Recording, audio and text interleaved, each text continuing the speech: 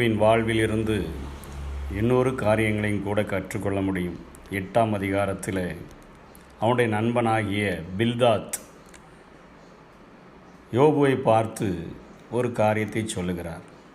அவருடைய கான்செப்ட் எல்லாம் தேவன் நீதிபரராய் இருக்கிறபடினாலே அவர் ஒரு தனிப்பட்ட நீதிமானை அவர் துன்பத்துக்குள்ளாக உட்படுத்த முடியாது அப்படிங்கிற கோணத்திலே அவர் காரியத்தை வெளிப்படுத்துகிறார். 8ஆம் அதிகாரம் 3ஆம் வசனத்திலே தேவன் நியாயத்தை புரட்டுவாரோ, சர்வ வல்லவர் நீதியை புரட்டுவாரோ, உம்முடைய பிள்ளைகள் அவருக்கு விரோதமாய் பாவம் செய்திருந்தாலும் அவர்களுக்கு பாதகத்தின் ஆக்கினைக்கு அவர்களை அவர் ஒப்பு கொடுத்திருந்தாலும் நீர் தேவனை ஏற்கனவே தேடி சர்வ வல்லவரை நோக்கி விண்ணப்பம் செய்து சுத்தமும் செம்மையுமாய் இருந்தீரே ஆனால் என்று அங்கே சொல்லுகிறார்.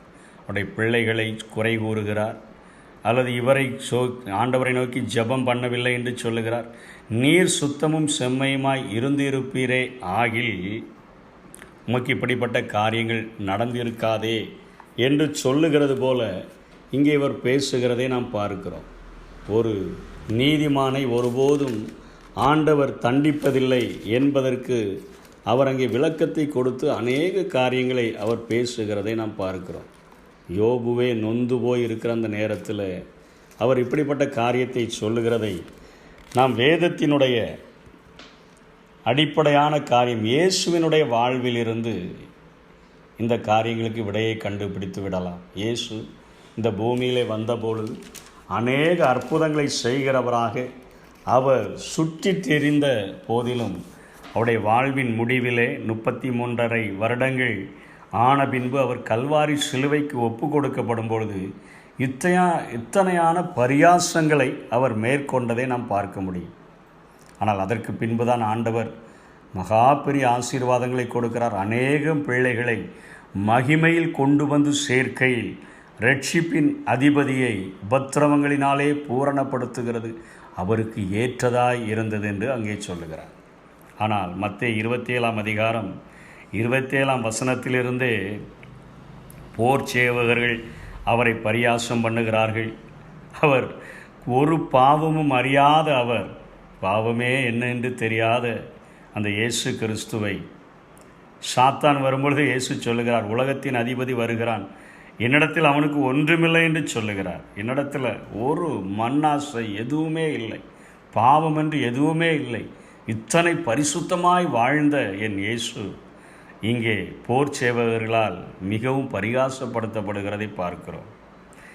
இயேசுவை அரண்மனை கொண்டு வந்து அவர் வஸ்திரங்களை கலட்டி சிவப்பான மேலங்கி அவருக்கு உடுத்தி முள்ளுகளால் ஒரு முடியை பின்னி அவர் சிரசின் மேல் வைத்து வலது கையில் ஒரு கோலை கொடுத்து அவர் முன்பாக முழங்கால் படியிட்டு யூதருக்கு ராஜாவே வாழ்க என்று சொல்லி அவரை பரிகாசம் பண்ணி துப்பி கோலை எடுத்து அவர் சிரசில் அடித்தார்கள் என்றெல்லாம் எழுதப்பட்டிருக்கிறது.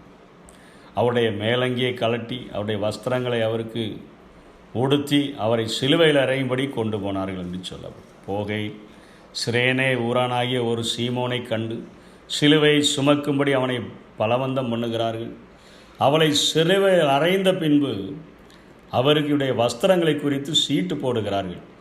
அவர் தாகமாய் இருக்கிறது என்று சொல்லும் பொழுது கசப்பு கடந்த ஒரு காடியை அவருக்கு அங்கே குடிக்க கொடுக்கிறதை நாம் பார்க்கிறோம்.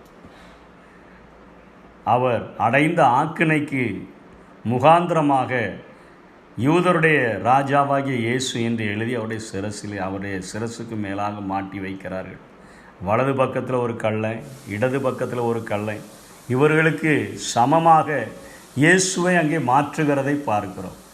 பாவமே அறியாத பரிசுத்தர். இப்பொழுது யோபுடைய வாழ்விலும் அவர் எந்த தவறையும் செய்யவில்லை என்பதையே நாம் பார்க்க முடியும். ஒரு காரியமும் செய்யாத அவருடைய பிள்ளைகளை அவரை குற்றப்படுத்தி நீர் தேவ நீதிபரர், நீர் இப்படிப்பட்ட காரியங்களை செய்திருக்கிறதுனால தண்டிக்கப்படுகிறீர் என்று பில்தாத் பேசுகிறான். இயேசுவினுடைய வாழ்விலே அத்தனை பரிசுத்தமாய் வாழ்ந்த இயேசுவும் இப்படிப்பட்ட காரியங்களுக்குள்ளாய் ஒப்பு கொடுக்கப்படுகிறார். அங்கே வலது பக்கத்தில் ஒரு கள்ளன், இடது பக்கத்தில் ஒரு கள்ளனோடு விடலை. போகிறவர்களெல்லாம் நின்று கொண்டு தலையை துலுக்கி தேவாலயத்தை இடித்து 3 நாளைக்குள்ளே கட்டுவேன் என்று சொன்னானே, உன்னையே நீ ரட்சித்துக்கொள், நீ தேவனுடைய குமாரனானால் சிலுவையிலிருந்து இறங்கி வா என்று அவரை தூஷிக்கிறார்கள். பிரதான ஆசாரியர்கள், வேதபாரர்கள், மூப்பர்கள் அவங்கெல்லாம் சேர்ந்து அவரை பரிகாசம் பண்ணுகிறார்கள். தன்னைத்தான் மற்றவர்களை ரட்சித்தான், தன்னைத்தான் ரட்சித்து கொள்ள திராணி இல்லை என்று சொல்லி. இஸ்ரவேலின் ராஜாவானால் இப்பொழுது சிலுவையிலிருந்து இறங்கி வரட்டும், அப்பொழுது இவனை விசுவாசிப்போம். தன்னை தேவனுடைய குமாரன் என்று சொல்லி தேவன் மேல் நம்பிக்கையாக இருந்தானே, அவர் இவனை மேல் பிரியமாக இருந்தாரானால் இப்பொழுது இவனை ரட்சிக்கட்டும் என்றார்கள். அவரோடு கூட சிலுவையில் அறையப்பட்டவர்களும் அறையப்பட்ட கல்லரும் அந்தபடியே அவரை நிந்தித்தார்கள் என்று சொல்லி எழுதப்பட்டிருக்கிறது. இயேசு கிறிஸ்து தன்னை பரிசுத்தமாய் வாழ்ந்து அவர் அங்கே போர் சேவகர்களால், வழிப்போக்கர்களால், அங்கே நிற்கிற பரிசேயர் சதுசேயர்களால்,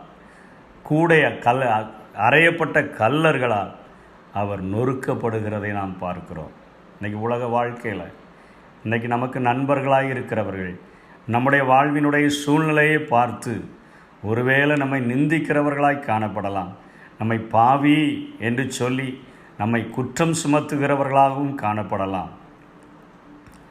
என் நிமித்தம் உங்களை நிந்தித்து உங்களை துன்பப்படுத்தி பலவித தீமையான மொழிகளையும் உங்கள் பேரில் பொய்யாய் சொல்லுவார்களானால் பாக்கியவான்களாய் இருப்பீர்கள். சந்தோஷப்பட்டு களி கூறுங்கள், பரலோகத்தில் உங்கள் பலன் மிகுதியாக இருக்கும்.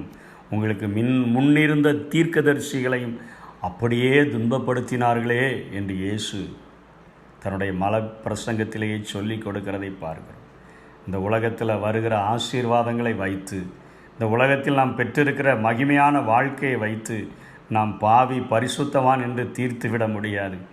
என் தேவன் ஒருவரே, உள்ளிந்திரியங்களை ஆராய்கிற ஒருவரே என் வாழ்வின் எல்லா பகுதிகளை அறிந்திருக்க முடியும் என்கிற அந்த ஒரு மகா பெரிய நோக்கத்தோடு கூட உலக மனிதர்களின் வார்த்தைகளுக்கு காதை அடைத்து கொண்டவர்களாக மேகம் போன்ற இத்தனை திரளான சாட்சிகள் நம்மை சூழ்ந்து நிற்க, பாரமான யாவற்றையும் நம்மை நெருங்கி நிற்கிற பாவத்தையும் தள்ளிவிட்டு விசுவாசத்தை துவக்குகிறவரும் முடிக்கிறவருமாகிய இயேசுவை நோக்கி நமக்கு நியமித்திருக்கிற ஓட்டத்தில் நாம் பொறுமையோடு ஓடுவோம். அந்த வாடாத மகிமையுள்ள கிரீடத்தை பெறும்படியாக கர்த்தர் தாமே இப்படிப்பட்ட வாய்ப்புகளை தந்து நம்மை ஆசீர்வதிப்பாராக. ஆமென். கோதுமை மணி போல் மடிந்திடுவே, உமக்காய் தினமும் பலன் கொடுப்பே.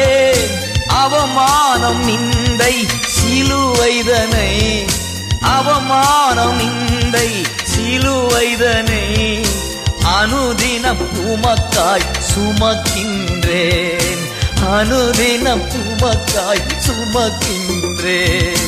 உமக்காகத்தானே ஐயா நான் உயிர் வாழ்கிறேன் ஐயா, இந்த உடலும் உள்ளமெல்லாம் அன்பர் உமக்காகத்தானே ஐயா.